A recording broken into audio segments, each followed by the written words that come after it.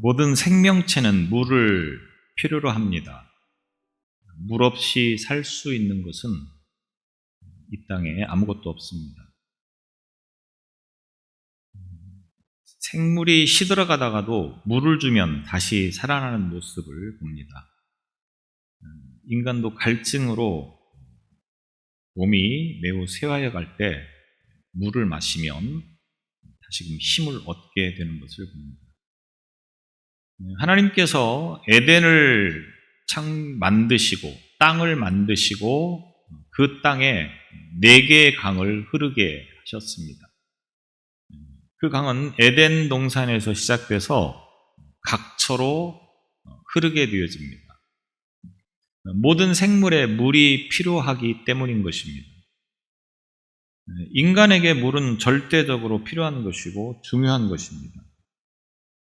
지구의 71%가 물로 되어 있다라고 말합니다. 또 인류 문명의 발생지를 보면 모두 강가를 중심으로 해서 일어났습니다. 우리가 소위 말하는 4대 문명 보면은 나일강의 애굽 문명, 또 유브라데스 강의 바벨론 문명, 인더스 강의 인도 문명, 황하강의 중국 문명, 이 모든 문명들이 강을 중심으로 강을 끼고 일어나게 됐다. 또 현대에도 대부분의 대도시들을 보면 그 사이로 이제 강이 흐르는 경우들을 보게 되겠습니다. 물이라고 하는 것이 그만큼 인간에게 있어서 절대적이고 중요한 것이다라고 의미하는 것입니다. 광야나 사막은 생명을 유지하는 데 필요한 물이 없기 때문에 다양한 생명체들이 존재하지 않고 우리가 보기에는 죽어있는 듯한 그런 황량한 모습만 보이는 경우들을 봅니다. 물이라고 하는 것이 이만큼 생명에 있어서는 절대적이다. 물을 떠나서는 세상의 존재를 말할 수 없습니다. 세상에 창조되어지는 그 모습을 봐도 창조되기 이전에 하나님의 신이 수면에 운행하셨다. 이렇게 말씀을 하고 있고, 그리고 이제 물을 만드시면서 세상의 창조가 시작되어지는 그런 과정들을 봅니다. 오늘 에스겔 선지자의 환상 가운데 하나인 성전에서 흐르는 물에 대한 환상을 우리가 말씀을 통해서 봅니다. 에스겔은 25살에 바벨론이 예루살렘을 침공해서 이제 두 번째 포로를 잡아갔던 BC 597년에 이 바벨론의 포로로 잡혀가게 되어집니다. 그리고 이제 그곳에서 그발 강가라고 하는 곳에서 여러 포로들과 함께 생활을 하게 되어집니다. 그러다가 30살 되던 해에 BC 593년에 하나님으로부터 부르심을 받고 선지자의 사명을 감당하는 말씀을 선포하는 사역자의 길을 들어서게 됩니다. 그리고 BC 586년에 예루살렘이 완전히 멸망을 당하는데 그 이후로 에스겔은 약 BC 570년 정도까지 사역을 했다라고 전해지고 있습니다. 에스겔의 주요 사역은 포로로 잡혀갔던 그 백성들과 함께 생활을 하면서 그들에게 위로와 희망의 메시지를 주는 사역을 감당했었습니다.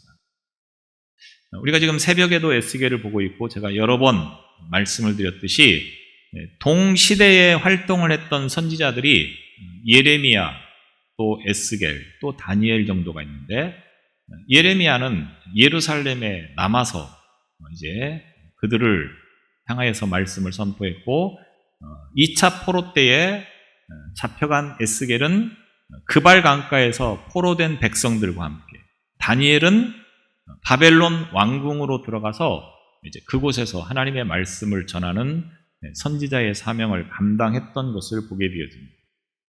여튼 에스겔은 노예 생활을 하고 있는, 포로 생활을 하고 있는 그 백성들이 얼마나 절망적이었겠습니까?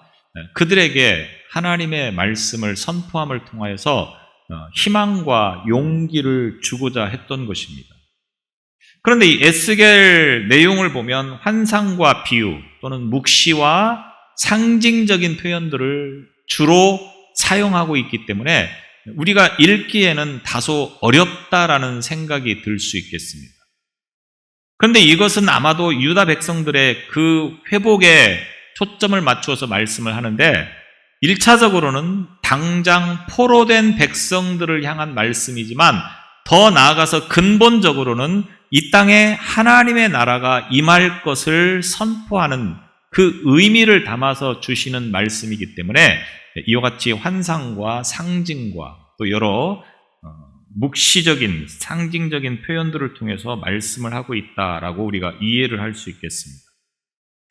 오늘 그 가운데 이 47장에서 말씀은 하나님의 백성들의 삶의 중심이 되는 새 성전에서부터 시작되어지는 풍요로운 생명수에 대한 말씀을 선포하고 있는 내용이 되겠습니다. 우리가 에스겔 하면 대표적으로 잘 알고 있는 환상이 마른 뼈 환상입니다. 37장에 나오는 이 마른 뼈 환상은 골짜기에 죽어서 살은 다 썩어 없어지고 뼈만 남아있는 그곳에 에스겔로 하여금 생명을 불어넣게 해서 그 뼈들이 살아나는 역사를 환상을 통해서 보여주었습니다. 그 말씀인즉 죽어있는 영혼들이 성령의 역사하심으로 하나님의 능력으로 다시 살 수 있다고 하는 것을 희망적인 말씀을 이와 같이 선포를 하고 있는 것입니다. 불가능한 것도 하나님이 하시면 이루어진다. 이런 희망을 백성들에게 선포하기 위해서 마른 뼈 환상을 말씀했다고 하는 것입니다. 제가 이 말씀은 몇 년 전에 했던 것 같습니다. 그리고 오늘 이 본문의 말씀은 생명수의 강이 이제 흐르는 그 말씀을 주시고 있는데 이 말씀도 역시 이스라엘 민족의 회복에 대한 말씀이라고 볼 수가 있겠습니다. 말라있는 모든 것들 가운데 물이 흐르면 그 마른 것들이 다시 살아나게 되어집니다. 그리고 이 살아나는 것들이 자신만 살아나는 것이 아니고 다른 주변의 많은 것들에 영향을 미친다고 하는 것을 이제 표현하기 위해서 이 생명수의 강물이 흐르는 그러한 내용들을 이 47장을 통해서 말씀하고 있다고 하는 것입니다. 천사가 에스겔을 데리고 성전으로 가게 되어지는 장면을 46장에서부터 봅니다. 46장 21절에 보면 에스겔을 데리고 성전 바깥들로 데리고 가서 이제 그곳에서 성전에서 수종드는 자들을 위해서 음식을 준비하는 그러한 부엌을 보여주는 말씀을 보게 됩니다. 그리고 그 천사가 다시 이제 에스겔을 데리고 오늘 47장에 와서는 성전 안뜰로 들어가게 되어집니다. 이제 그곳에서 이 에스겔을 성전 안뜰로 데리고 가서 보니까 에스겔이 그 성전의 문지방 밑에서 물이 흐르는 것을 보게 되어지는 것입니다. 그 물이 오늘 1절에 보면 동쪽으로 흐르다가 성전 오른쪽 제단 남쪽으로 흘러내리더라. 다시 이 에스겔을 데리고 북문으로 나가서 바깥 길로 나가니까 거기에서 다시 동쪽을 향한 바깥 문에 이를 때에 물이 그 오른쪽에서 스며 나오더라. 이렇게 표현을 하고 있습니다.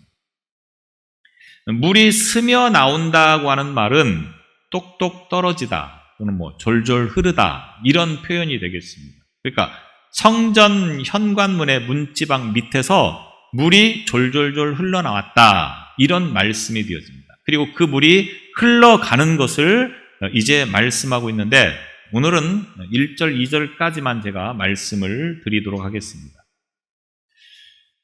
그러면 이 환상을 통해서 말씀하시고자 하는 의미가 과연 무엇인가라고 하는 것이 우리에게 중요한 것입니다. 이 환상이 말씀하려고 하는 의도가 무엇이냐? 성경은 해석이 굉장히 중요합니다. 자의적인 해석, 또 나의 편의를 위한 해석은 굉장히 위험스럽습니다. 이 성경의 많은 환상이나 비유들을 어떻게 해석하느냐에 따라서 교회가 정통이 되느냐, 이단이 되느냐라고 하는 갈림길에 서기도 합니다. 중요합니다. 그래서 이 환상과 이 비유를 통하여서 무엇을 말씀하려고 하는 것을 분명하게, 정확하게 아는 것이 중요하겠죠.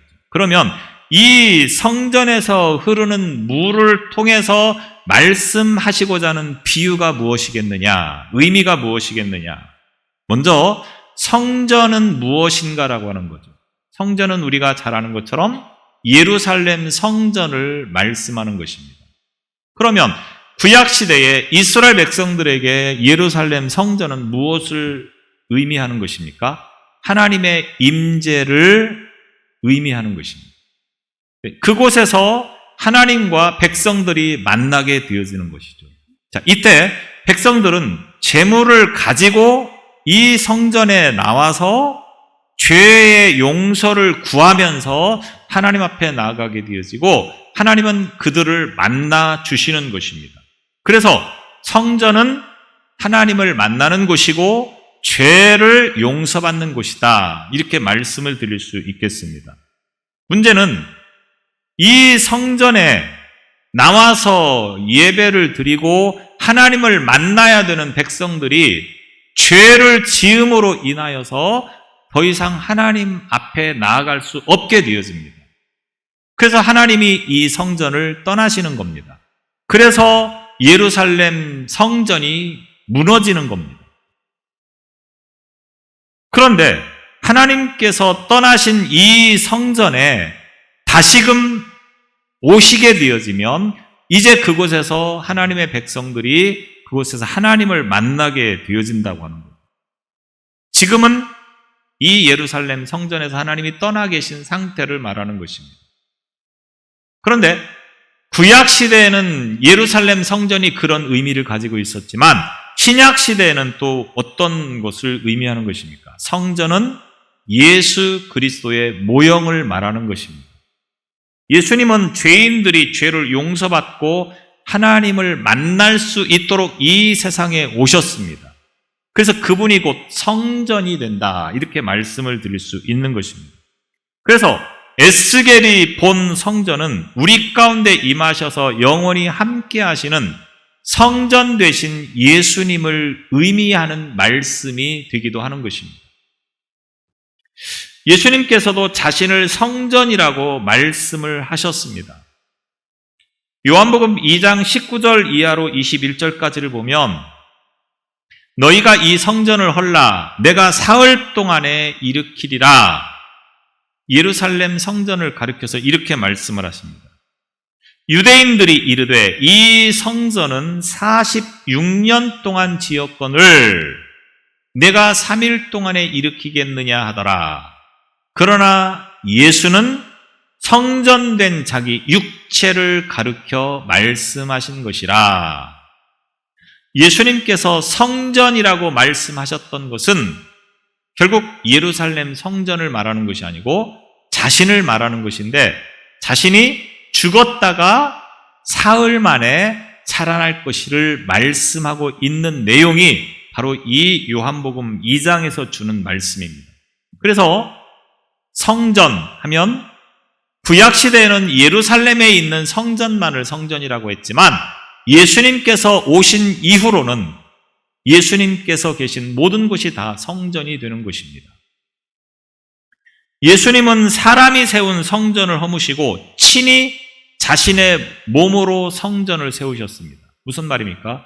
우리의 죄를 지시고 십자가에서 죽으심으로 말미암아 예수님께서 성전이 되셨습니다.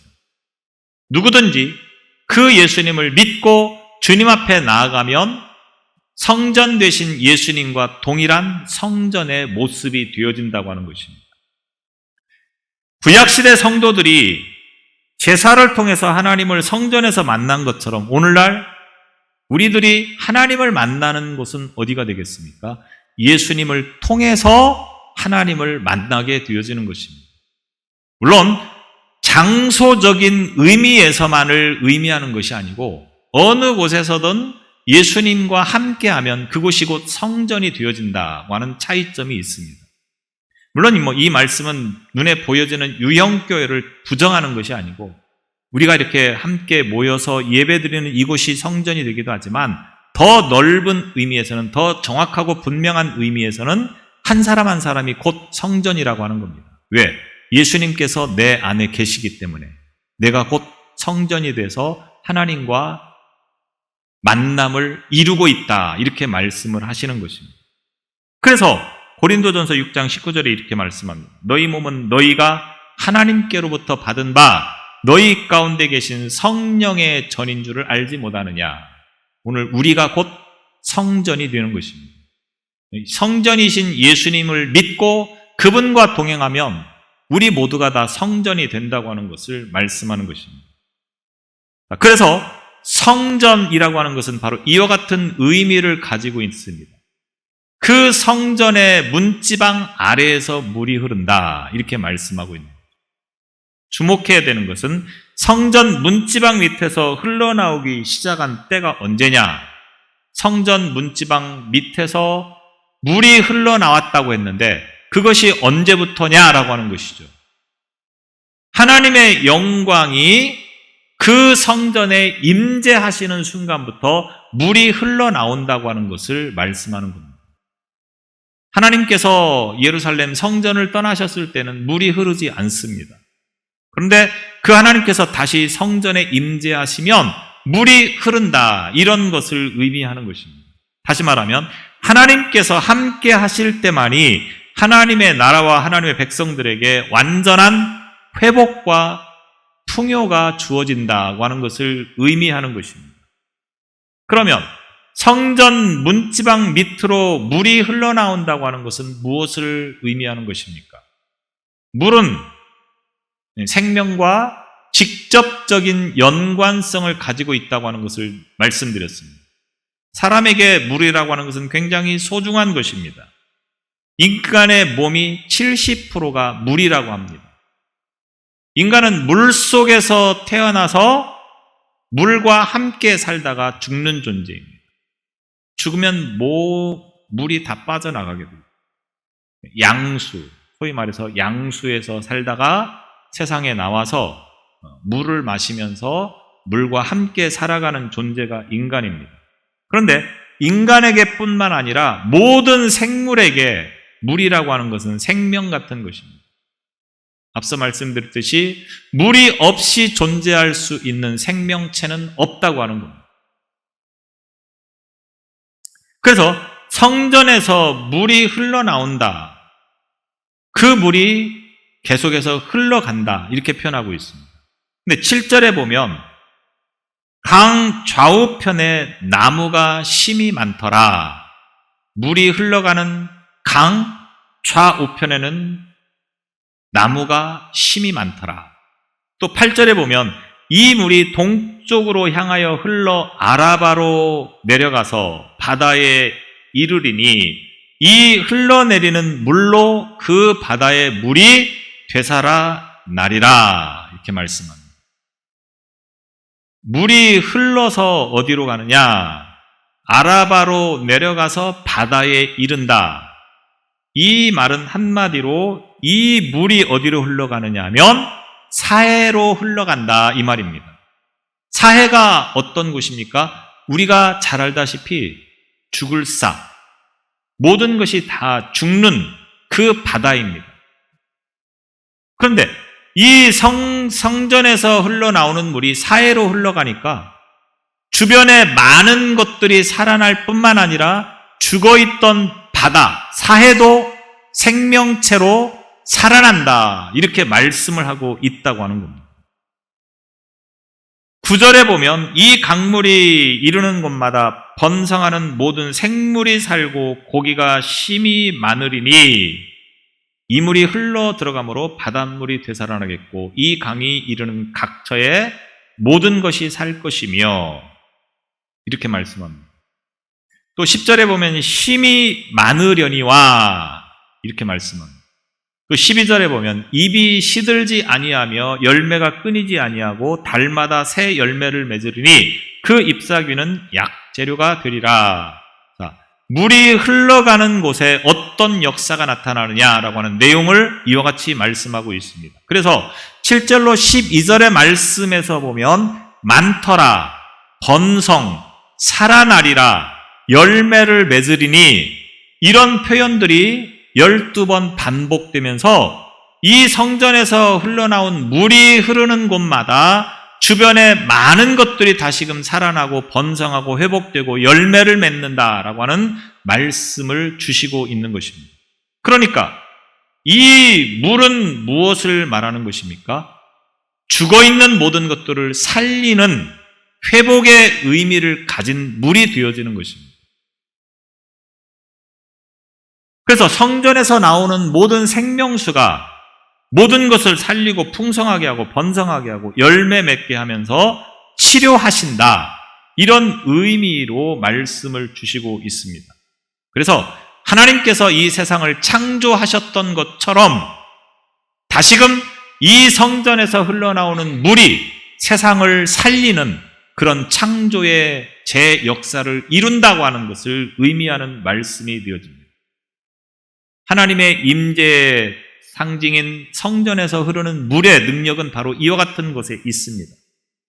이 물이 흘러가는 곳마다 시들었던 것, 말랐던 것들이 살아나고 심지어는 모든 것이 죽을 수밖에 없는 사해조차도 이 물이 흘러 들어가면 모든 생명체가 다시 살아난다. 이런 의미로 말씀을 주시고 있는 것입니다. 그래서 이 물은 단순한 물이 아니라 하나님께서 자신이 창조하신 땅을 기름지게 하는 풍요의 원천이 되는 것이고 또 자신이 회복시키기도 원하는 모든 백성들이 이제 이 물을 먹음을 통하여서 다시금 살아나고 회복되어지는 축복의 원천이 된다고 하는 것을 말씀하고 있는 것이 바로 이 성전에서 시작되어지는 물의 의미이고 정체가 되는 것입니다. 그래서 성전에서 흘러나오는 물이 죽은 바다를 살려서 생물이 번성하는 생명의 보금자리가 되어진다고 하는 것을 말하는 것입니다.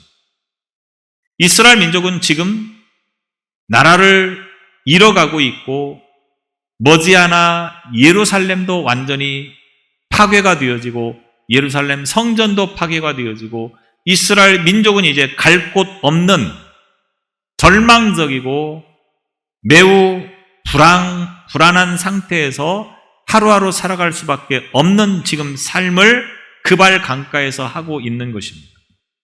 그들을 향하여서 에스겔 선지자가 이 말씀을 통해서 하나님의 역사가 우리 안에 임재하시면 절망적인 우리도 다시 살아날 수 있다. 이것을 말씀하고 있는 것입니다. 성전에서 흐르는 물은 상처난 것을 치유하는 역사를 하고 있습니다. 죽어가는 생명을 살리는 일을 하고 있습니다. 무너진 모든 삶의 희망을 다시금 회복시킬 수 있는 것은 바로 성전에서 흐르는 물이라고 하는 것입니다. 성전에서 흘러나온 물이 사람에게 물질적 풍성함을 주는 것에 그치는 것이 아니고 나아가서 영적 삶을 풍요롭게 하는 것이 성전에서 흘러나오는 물이라고 하는 것입니다. 사람은 육체적인 것만을 가지고 살아가는 존재가 아니고 영적인 삶을 살아가는 존재입니다. 제가 여러 번 말씀드렸지만 사람에게 있어서 더 중요한 것이 뭐냐? 육적인 것보다 영적인 것이라고 하는 겁니다. 우리가 당장 보기에는 배가 고프면 못 살 것 같지만 배가 고파도 어느 정도는 견딜 수 있습니다. 돈이 없으면 못 살 것 같지만 돈이 없어도 어떻게 살아가는 것이 인생입니다. 그런데 영이 죽어버리면 그 영은 다시금 하기가 쉽지 않다고 하는 겁니다. 세상을 살아갈 수 없게 된다고 하는 것입니다. 그 영이 회복되어지는 것이 우리의 삶이어야 된다고 하는 것을 성경은 수없이 반복해서 말씀하고 있습니다. 앞서 말씀드렸듯이 예수님을 성전이라 이렇게 말씀을 한다고 말씀드렸습니다. 네, 성전의 물, 이것은 바로 예수 그리스도를 상징하는 것이다. 이렇게 말씀을 드릴 수가 있겠습니다. 육적인 물이 있어야 사람이 살아가는 것처럼 영적으로도 물이 있어야 살아가는 존재가 사람이기 때문에 그렇습니다. 다윗은 시편 42편에서 사슴이 시냇물을 찾기에 갈급함 같이 내 영혼이 주를 찾기에 갈급하나이다 라고 고백하고 있습니다. 무슨 말입니까? 영적으로 지금 목마르다고 하는 겁니다. 그래서 주를 찾는다고 하는 겁니다. 영적으로 갈급한 이것을 채울 수 있는 것은 오직 주님이시다. 이런 고백이 되어지는 겁니다. 언젠가 세계에서 가장 잘 살았던 사람에 대해서 어떤 잡지에서 조사를 했다고 합니다. 그 결과는 다윗이었다고 합니다. 세상을 가장 잘 산 사람. 오늘날 돈을 많이 가지고 있는 그런 사람이 아니고 의외로 유대의 왕이었던 다윗. 다윗이 왜 이렇게 잘 살았겠습니까? 이런 심정을 가지고 살았기 때문에 자기의 영이 늘 갈급해하면서 그 갈급함을 채우기 위해서 주님을 찾고 또 찾는 그러한 삶을 살았기 때문에 이런 인물이 될 수 있었다고 하는 거예요.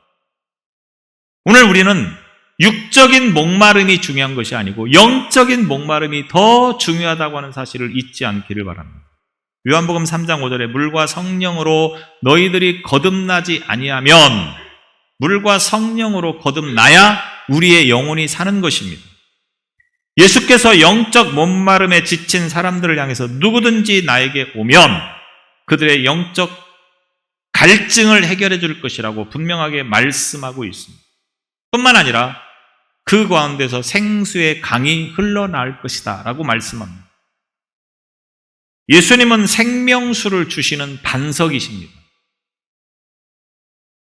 반석이신 예수님의 몸이 십자가에서 깨어질 때 주님의 몸에서 물과 피가 쏟아져 나옵니다. 그 물이 바로 생명수가 되는 것입니다. 우리의 갈급한 영혼을 바로 이 생수이신 예수님의 보혈로, 예수님의 능력으로 씻어주실 때에 우리의 갈급함이 해결된다고 하는 것을 말하는 것입니다. 예수님이 목마른 사마리아 여인에게 생명수에 대해서 말씀합니다. 이 사마리아 여인은 남편이 5이 있었는데 거기에도 만족하지를 못했던 영혼입니다. 사랑에 목마른 영혼이라고 하는 겁니다. 그 여인에게 예수님께서 생수를 약속하십니다. 요한복음 4장 14절에 내가 주는 물을 마시는 자는 영원히 목마르지 아니하리니 내가 주는 물은 그 속에서 영생하도록 솟아나는 샘물이니라. 예수님께서 주시는 물을 마시는 자가 영원히 목마르지 않다. 또 요한복음 7장 37절 38절에 믿는 자는 그 배에서 생수의 강이 흘러넘친다. 이렇게 말씀을 하고 있습니다. 생명수가 흐르는 곳에 시들어버린 말라버린 식물들이 다시금 살아나게 되어집니다. 생명수가 흐르는 곳에 우리의 갈급한 영혼들, 메말라버린 심령들이 살아나는 역사가 나타난다고 하는 것입니다. 그 희망을 가지고 살아갈 수 있는 생명수가 바로 예수님이라고 하는 것입니다. 요한계시록 22장 1절에 생명수의 강을 내게 보이니 하나님과 및 어린 양의 보좌로부터 나와서, 이 생명수는 어린 양의 보좌로부터 나온다. 예수님에게서 이 생명수가 나온다고 하는 것을 말씀하는 것입니다. 하나님과 어린 양 보좌로부터 생명수의 강이 흘러나오는 것입니다. 성전에서 흘러나오는 물이 죽은 땅을 되살리고 생물을 살리는 역할을 한 것처럼 오늘 우리의 영혼이 갈급해서 죽어가고 있을 때, 시들어가고 있을 때, 말라가고 있을 때 예수 그리스도의 생수를 통하여서 모든 영혼이 회복되어질 수 있다고 하는 것입니다. 우리의 삶이 왜 힘들고 어렵습니까? 우리의 영혼이 말라가고 있다고 하는 것을 말하는 것입니다. 돈이 없어서 힘든 것 같은데 돈이 없어서 힘든 게 아니라고 하는 겁니다. 지식이 없어서 힘든 것 같은데 지식이 없어서 힘든 것이 아니라고 하는 것입니다. 문제는 내 영혼이 말라가고 있기 때문에 힘들다고 하는 것입니다. 정말로 예수 그리스도를 만나면 힘든 것이 힘들게 느껴지지를 않는 것입니다. 없어도 기쁩니다. 무식해도 기쁩니다. 예수님만 제대로 만나면 삶이 환경이나 상황에 관계없이 늘 기쁘고 만족스럽다고 하는 것입니다. 그런데 기쁘지 않고 만족스럽지 않은 것은 왜 그렇습니까? 모든 사람들이 세상적인 것에서 그 원인을 찾으려고 합니다. 돈을 좀 벌어보면, 좀 좋은 집을 사보면, 좀 좋은 차를 타보면, 좀 높은 권세를 가지면 그 문제가 해결될 것이다. 천만의 말씀이라고 하는 겁니다. 돈의 문제가 아닙니다. 지식의 문제가 아닙니다. 권세의 문제가 아닙니다. 영혼의 문제라고 하는 겁니다. 영혼이 주님을 만나면 모든 갈급함이 해결되어지는 것입니다. 말라가고 있고 시들어가고 있고 죽어가고 있다고 할지라도 생수의 이 강이 내 안에 흘러가게 되어지면 살아나는 역사가 나타나는 것입니다. 그 생수가 바로 예수 그리스도입니다. 우리가 성전을 찾는 이유는 왜 그렇습니까? 예수 그리스도가 계시기 때문에 그렇습니다. 오늘도 교회에 나와서 예배를 드리는 것은 왜 그렇습니까? 우리의 갈급한 영혼을 채우기 위함인 것입니다. 하나님을 만나고 예수님을 만나서 그분들과 함께 생활하는 것이 우리의 삶의 만족이고 기쁨이 되어지기를 소망하면서 그 주님 앞에 나온 것입니다. 오늘 죽어가는 사해바다처럼 세상을 살아가고 있습니까? 말라버린 그와 같은 화초와 같은 그런 모습으로 세상을 살아가고 있습니까? 우리 안에 생수이신 예수 그리스도가 흐르기를 바랍니다. 그 예수 그리스도를 통해서 회복되고 살아나는 역사가 나타나기를 바랍니다. 기도하겠습니다. 말라버린 인생들, 시들어가는 인생들, 죽어가는 인생들, 생명수의 강이 흘러감을 통해서 모든 것이 살아난다고 말씀하셨습니다. 생수이신 그리스도께서 내 안에 오심을 통하여서 모든 것들이 회복되는 역사가 나타나게 하여 주옵소서. 이 땅의 모든 삶이 예수 그리스도 안에서 회복되어지는 은혜를 경험하는 우리의 믿음 되게 하여 주옵소서. 예수님 이름으로 기도드리옵나이다.